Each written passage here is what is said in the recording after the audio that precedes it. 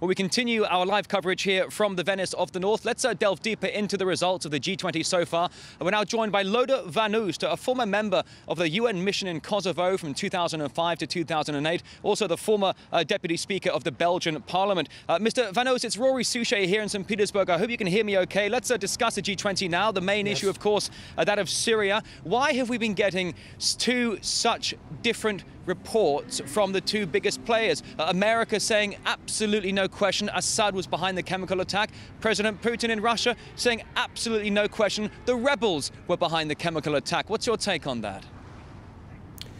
Well, what we do now when we put those two positions in front of each other, we simplify the matter very much. Actually, it would be better to say the US, the United States, stands alone against public opinion in the rest of the world, barring France and Saudi Arabia. And even there, in those countries, US, Saudi Arabia and France, we're talking about the governments, not really the population. I mean, opinion polls in the US and in France show there's a majority against it. But apart from that, there's a legal aspect.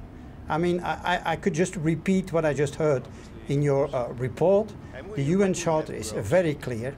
No country can attack another country unless there is an imminent danger to the attacked country. This is not the case. It's pure and simple. The US cannot attack unilaterally another country.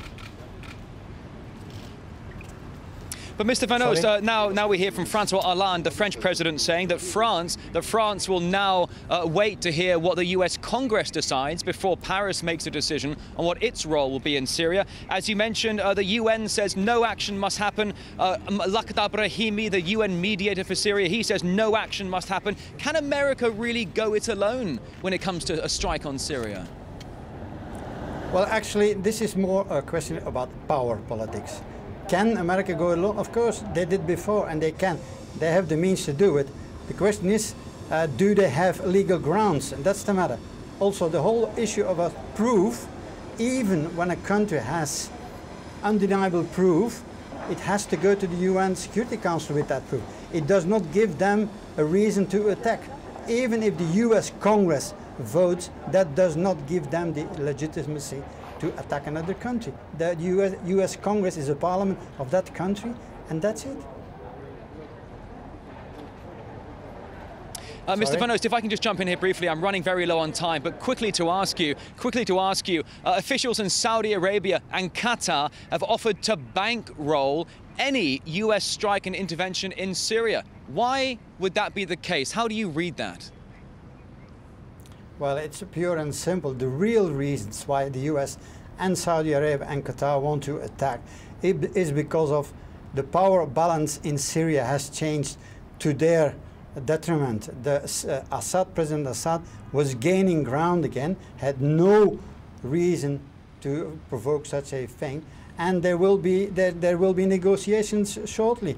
And of course, the Assad regime will have a much stronger position.